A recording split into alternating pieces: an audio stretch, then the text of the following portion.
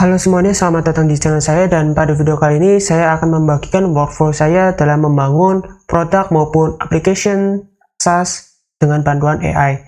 Jadi ini adalah workflow yang saya buat. Jadi untuk workflow ini saya terinspirasi dari channel Tough Dev, dan untuk mungkin beberapa saya lakukan penyesuaian dan sekaligus apa yang biasanya saya lakukan gitu kan. Nah, yang pertama-tama di sini saya biasa melakukan di fase planning, yaitu dimana saya melakukan brainstorming. Jadi saya menentukan bagaimana apakah yang mau diangkat. Misalkan kita membuat produk untuk membantu suatu komunitas atau membantu suatu perusahaan maupun membantu khalayak ramai. Jadi di sini kita perlu melakukan user research terlebih dahulu, kemudian dari hasil brainstorming tersebut kita akan buatkan menjadi satu dokumen yang menjadi rujukan utama ya. Dengan kita mengonsepnya, yang nantinya kita akan membaginya menjadi 3, yaitu PRD front end, PRD back end, dan PRD deployment.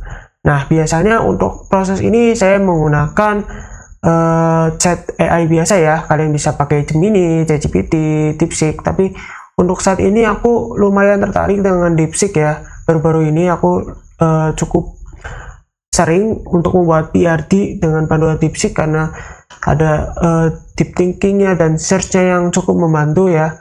Meskipun di AI lainnya mungkin juga ada, tapi aku lebih merasa di sini lebih lengkap gitu untuk membuat terutama PRD-nya. Nah, biasanya aku untuk melakukan dokumentasi pengembangan aku biasanya taruh di sini ya. Jadi brainstorming awalnya gimana, hasil dari user interview ataupun hasil dari melihat-lihat gitu kan, saya biasa jabarkan di sini. Jadi ini benar-benar tulisan murni saya aja, yang nantinya mungkin dari tulisan ini bisa dijabarkan gitu, misal dengan bantuan AI biar lebih ringkas lagi dan lebih terstruktur. Yang nantinya aku juga membuat dokumen untuk membuat PRD-nya ya, dari PRD front end, terus PRD back end, dan deployment ya.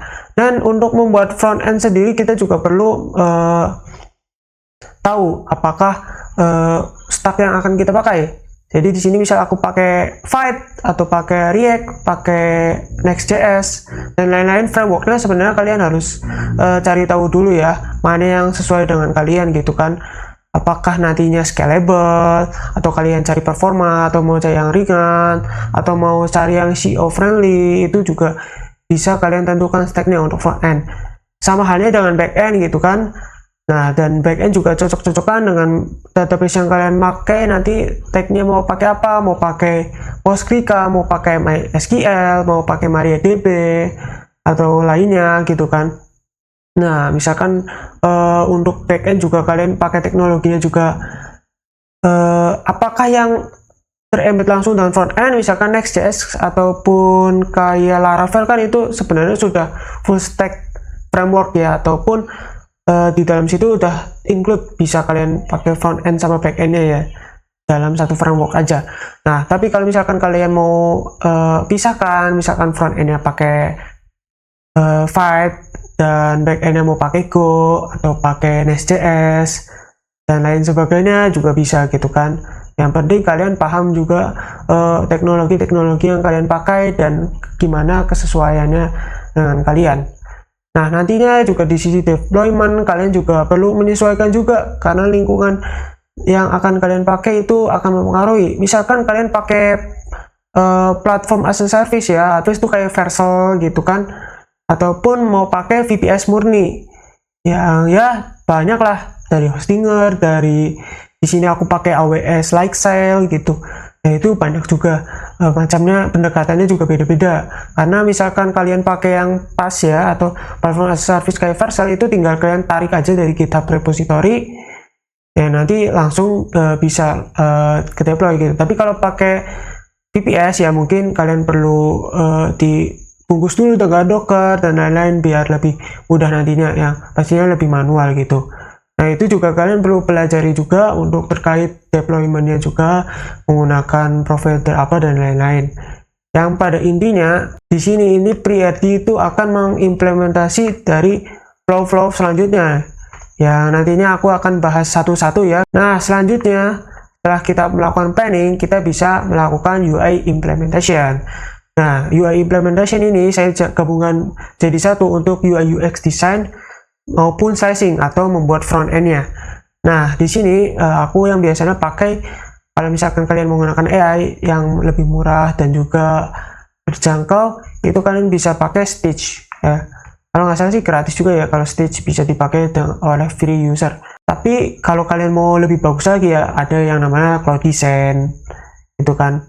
Nah, itu juga ya tergantung promptnya lah, kalian mau ngepromptnya kayak gimana, nanti hasilnya akan bagus ya, sesuai dengan prompt yang kalian buat. Nah, misalkan sebelumnya kalian udah bikin brainstormingnya, app-nya mau kayak apa dan lain-lain, mungkin kan di PR di front end juga udah kelihatan juga. Nah, nantinya kalian bisa prompt di sininya gitu dengan ya iteratif berapa kali lah. Ya, ini karena prompt kan proses berulang kali sampai menemukan desain terbaik ya. Nah, habis itu nanti kalian bisa tinggal melakukan slicing ya, atau memindahkan dari desain ini menjadi kode. Dan cara kalian misalkan diselect semuanya, terus lakukan export ya. Nanti bisa pakai ini nih, .zip ataupun salin kode ke paperclip yang nantinya langsung masuk ke codingannya. Pun kalian mau mengubah ke Figma dulu, mungkin di sini agak kurang ya, mau diubah-ubah manual bisa. Cuma di Figma ini minusnya mungkin kalian harus melakukan slicing secara manual ya. Ataupun bisa sih pakai dev mode. Cuma di dev mode ini ya ada perlu bayaran dan tertentu ya, subscription lagi gitu kan. Nah, jadi aku sarankan sih nggak apa-apa. Mungkin di sini hasilnya belum sesuai yang kalian harapkan, tapi ya at least 70% udah oke lah. Nantinya kita akan lanjut ya, slicing, melakukan slicing yang dilakukan di IDE terbaik kalian lah, ataupun AI terbaik kalian, mau pakai OpenCode juga bisa kan, ataupun pakai Cloud juga bisa gitu. Ataupun ya kayak aku pakai yang sudah terintegrasi di IDE dengan Google Anti-Gravity. Nah, di sini tadi PRT yang kita buat, kita pindahkan ke folder dari project kita, tapi tidak ini aja buat foldernya. Bahkan ini PRT frontend, PRT deployment, dan PRT backend. Biasanya sih kalau dari AI ini udah di copy paste dalam bentuk markdown ya. Tapi kalau misalkan kalian belum dalam bentuk markdown, nanti bisa tinggal kasih AI-nya minta outputnya dalam bentuk markdown gitu. Nah, biar di sini bentukannya kayak gini. Kalau markdown tuh bisa dilihat lebih enak kayak gini guys. Nah, gitu kan. Nah, ini misalkan kalau misalkan biar di front end gitu kan, nanti halamannya ada apa aja, routingnya apa aja, backend API yang dibikin, skema database kayak gimana, deployment nanti containersnya bagai gimana, CI/CD-nya bagaimana gitu kan, dockernya, setting configuration-nya. Tadinya misalkan kalian udah bikin front end nih, udah bikin front end tadi yang dari slicing-nya, hasil slicing, kalian tinggal taruh aja langsung di folder baru front end. Terus nanti biasanya kan masih jelek dan lain-lain, belum pakai stack apa, masih pakai index HTML doang ya. Jadi satu filenya tuh benar-benar dikompil jadi satu file aja, belum terstruktur dengan baik ya. Kalian bisa lakukan prompting gitu kan, dengan merujuk ke PRT front end gitu, sesuaikan front end-nya gitu kan. Nah, kalau misalkan kalian tanya gimana kalau mau menyesuaikan dengan user gitu, misalkan kalian kliennya tuh berupa perusahaan ataupun orang penting yang memang nggak umum lah, kan umum kan mau bikin aplikasi buat orang banyak, kalau ini buat perseorangan gitu. Nah, kalian bisa melakukan human in the loop di proses planning dan UI implementation. Jadi di saat slicing ini kan sebenarnya udah bisa dipakai ya, walaupun aplikasinya tuh masih berupa mockup atau data-datanya dummy aja gitu. Nah, kalian bisa langsung tuh testing ke usernya. Jadi nanti kan masuk ke ini lagi, ngeloop ke fase planningnya lagi kan, melakukan user research. Oh, usernya minta lebih bagus UI-nya dan lain-lain, atau lebih mudah, atau fiturnya ditambahin. Nah, nanti ngelooping terus ya, biar PRD-nya di sini juga berubah-berubah. Ya, nantinya kalau udah memang UI implementasinya oke, dari user oke, baru dari back-end-nya. Karena memang kalau back-end kan ya kayak kita tinggal menjalankan sistemnya gitu, nggak berhubungan dengan orangnya lagi. Nah, di backend implementation pertama kita perlu menginisiasi dari database dulu ya. Kalau di lokal kalian harus kayak nyalain misalkan pakai PostgreSQL ya. Kalau aku sih di sini udah pakai extension ya, namanya database di sini, jadi udah kayak ke sambung aja. Cuma ya untuk setup dan lain-lainnya kalian perlu pelajari juga sih. Ya nantinya kalian tinggal yang misalkan di sini udah pakai extension, aku kan tinggal bikin new database, terus nama database apa. Ya nantinya tinggal ditaruh di env-nya buat disambungin gitu kan.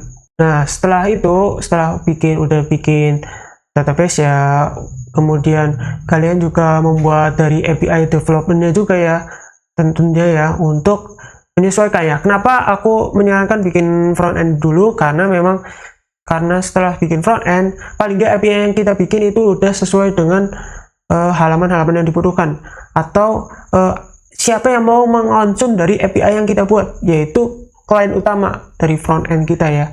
Dari front end kita yang akan mengonsum API tersebut, sehingga dari back end-nya juga API yang dibuat, meskipun mungkin di PRD-nya ada miss ya.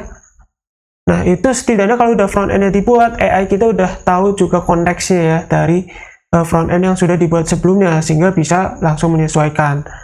Dan kalau mau lebih mudah lagi, ya sekalian kalian minta integrasikan juga dengan front end-nya, karena biasanya kan di sini masih berupa data-datanya mockup aja gitu.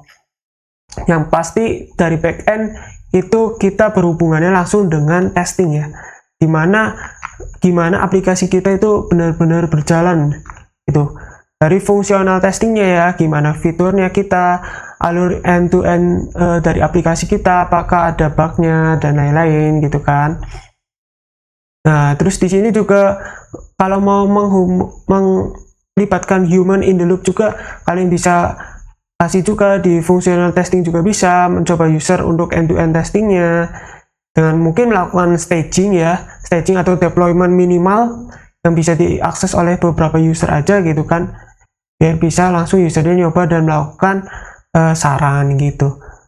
Maupun di sini juga non-functional testing, kayak misalkan secara performa, kalau misalkan digunakan di mobile, di laptop, atau di tablet, itu apakah sudah interaktif gitu kan. Nah itu ya di non-functional testing. Dan security testing juga penting banget, misalkan ada masalah kendala keamanan dan lain-lain. Tapi sejauh ini aku biasanya pakai sonar ya buat ngecek ya dari security testingnya. Tapi lebih baik lagi yang aku sebutkan tadi, kalian pakai human in the loop ya dalam fase ini, dimana dari fungsional, non-fungsional, dan security ini bisa dicoba dengan user langsung ya. Misalkan kalian mau menyewa pen tester gitu, atau yang mencoba untuk security-nya, kemudian dari fungsional sama non-fungsionalnya juga user asli juga mesti nyobain gitu kan. Nah itu bakal oke banget. Yang nantinya masukan dari testing ini, kalau misal memang banyak dan harus diimplementasikan, akan kembali lagi ke backend implementasinya. Biasanya kan kayak UI-nya kan udah oke ya. Ya bisa aja sih kalau mau merubah dari sisi front end-nya juga biasanya, tapi kalau dari sini biasanya kan dari fitur-fitur udah oke gitu dari UI implement, sehingga dari di sini masalah sistemnya aja. Jadi biasanya diperbaiki di si backend-nya, nantinya dilakukan testing lagi sampai akhirnya berhasil, baru masuk ke fase deployment ya.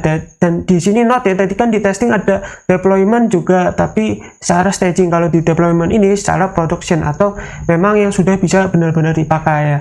Kita melakukan kalau misalkan deploy ke VPS ya, pakai containerization dulu, pakai Docker ya, pakai Docker, dibungkus dengan Docker gitu kan, untuk front end, back end maupun database-nya. Itu kalau buat deployment-nya ya. Di sini juga kita kan udah bikin PRD-nya juga, jadi tinggal suruh AI buat eksekusi gitu kan, buat si deployment-nya. Habis itu kalian juga perlu buat nge-setup nama domainnya, nge-setup VPS-nya. Nah, misalkan kalian di sini pakai AWS ya, aku di sini pakai AWS Lifestyle gitu kan, karena di sini memang ada kredit gratis gitu, jadi bisa dipakai aja. Nah, terus kalau buat nama domainnya juga aku biasa pakai Hostinger juga ya, buat beli nama domain, yang biasanya nanti aku migrasikan ke Cloudflare biar lebih aman gitu. Nanti ya kalian bisa cari tahu sendiri lah detailnya gimana. Terus kalian juga bisa buat CI/CD automation. Jadi misalkan nanti kan hasil dari ini semua ini kalian hubungkan versioning control yaitu dengan GitHub ya, biasanya ya GitHub ataupun GitLab. Nah di situ dari GitHub-nya kita bisa langsung push aja ya, ataupun disimpan ke GitHub-nya ya di github.com. Nah bisa langsung di push aja ya, misalkan aku ke Trust Sales ini. Nah ini nanti langsung di upload aja semuanya dari sini ya. Yang mungkin ada beberapa yang dikecualikan ya, itu juga dari segi keamanan kan, jadi ya perlu dipelajari sendiri lah. Nah nantinya kalian bisa setup juga CI/CD automation, ataupun CI/CD itu adalah deployment secara otomatis. Jadi nantinya juga di fase setelah deployment itu ya ada perbaikan lagi, ada bug dan lain-lain. Itu juga kita kan perlu lakukan deployment berulang kali lagi kan. Nah itu kalian agar tidak susah, kalian perlu di setup untuk automationnya ya. Di sini aku pakai deploy.yml ya, di sini nanti membuat CI/CD dengan GitHub ya, itu kalian bisa pelajari juga sendiri gitu kan, buat gimana mekanisme CI/CD-nya. Yang tidak kalah penting juga ya, misalkan ya kalian bikin aplikasi ini, pasti aplikasi kalian kan akan mau diuangkan gitu kan, dan proses terakhir ini paling penting, yaitu di tahap marketingnya. Gimana misalkan kalian membuat aplikasi untuk digunakan orang banyak, kalian perlu melakukan user acquisition. Nah user acquisition ini bisa kalian approach dengan satu-satu ya, atau door to door ya, kalian bisa join ke komunitas ataupun ya paling nggak ke grup kuliah gitu, teman terdekat kalian ataupun keluarga buat nyobain aplikasi kalian, dan itu termasuk sudah menjadi user dari aplikasi kalian. Ataupun ya misalkan kalian bikin video YouTube gitu kan, aku membuat video review ya di sini dari aplikasi yang saya bikin, dan ya mengajak user buat menggunakan aplikasi saya gitu. Dan ya banyak lah, kalau buat marketing sekarang mah udah pada banyak disediakan ya, dan udah pada jago-jago juga ya kalian. Nah apa enggak secara profesional kalian juga bisa melakukan pitching ke investornya ya, ataupun ke klien kalian ya. Misalkan dari awal kalian udah punya klien, berarti pitching dari hasilnya gitu kan, atau menjabarkan dari hasil aplikasi yang kalian buat. Ataupun kalian bisa melakukan pitching ke para calon investor dari aplikasi kalian kan ya, kalian masuk incubation, lomba dan lain-lain, itu kan belum melakukan pitching. Nah itu bisa dilakukan juga untuk pendanaan pengembangan aplikasi kalian ya. Mungkin secara singkat sih kayak gitu ya. Mungkin ada tadi aku beberapa ada yang cukup teknis, tapi lebih ke umum juga ya. Secara kurang lebih seperti itulah untuk workflow yang saya gunakan dalam pengembangan aplikasi ataupun produk menggunakan AI. Nah untuk detailnya mungkin nanti aku akan bikin videonya lebih terstruktur ya. Mungkin akan aku bikin breakdown satu-satu aja ya, biar lebih gampang buat mencernanya, dan kalian juga nggak bosan buat nontonnya. Jadi mungkin kalau misalkan ada salah kata ataupun saran, kalian bisa tulis aja langsung di kolom komentar. Dan ya mungkin sekian aja video kali ini, semoga bermanfaat. Terima kasih.